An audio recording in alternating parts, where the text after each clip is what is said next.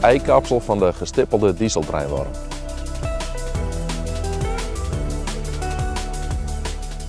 Dat tast ik wat zo dreig mogelijk maatje. Dat is vrij dreig, de witte alleen al. Nee, het is een soort die met name in het voorjaar kunnen we daar de eikapsels van vinden. En voor mij is dat altijd een teken dat dan maar in de korte broek het water op kist, dat de salmon er weer komt. Wat voor beest is het? Waar leeft het van?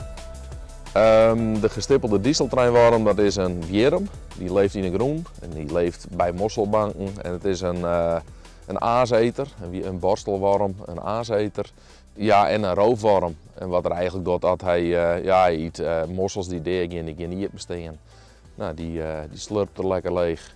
De krabben, die slurpt er leeg.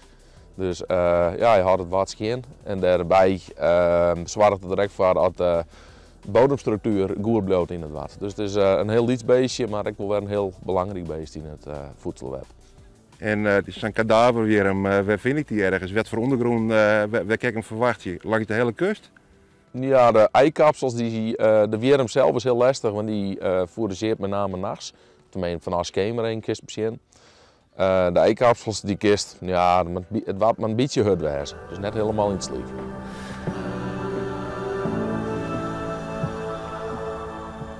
Nou, we zijn uiteindelijk bij Peersensbedarren. En hiernaast de dik is die net een soort wetter. Dus ik denk niet dat we daar vinden. Dus we gaan even een eindje terug. En zien of een plakje vinden waar nog wat wetter stiert. Want wat wetter is, daar is Lim.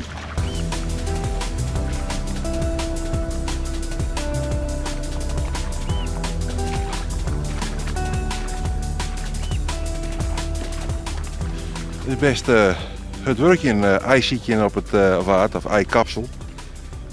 Arjen heeft dus ongeveer omdat het ergens in de buurt van een andere mokselbank wezen moet. Die heb ik nog net gevonden. Het water komt omheen. Dus we zullen toch zien dat we hier ergens in die plosjes water vinden kennen wat we zietje. Ijszietje op het water. Hele nice spot.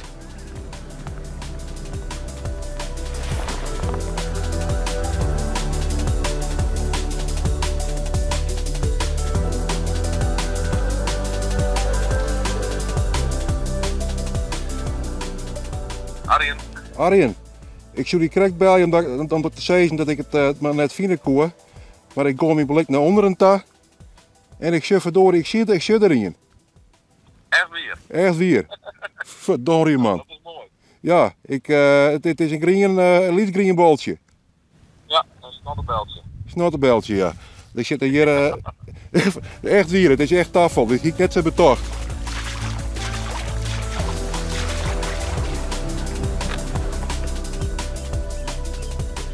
Hier hebben we hem. Is dit hem? Ja, dat is hem helemaal. En ben er ook vogelsoorten die het graag fretten mooien? Ja, onder andere wulp is wel een soort die er wel op fourageert, maar ik platvisk niet eet hem. Dus een bouwstien in het wiermfarmijs. Ja, klopt. Hij is heel belangrijk. Ja. Okay. Nou, en ik heb hem gevonden. Dat wie het van nou wierm nou. Ik zie je nog even nog bij het wetter even zien, want het is wel een heel speciaal gebiedje hier eens, hè? Als je zucht naar de kust hier, een oordkwelder. Ja, het is een prachtige aanslagkwelder. Het is een van de mooiste kwelders die ik ken in ieder geval.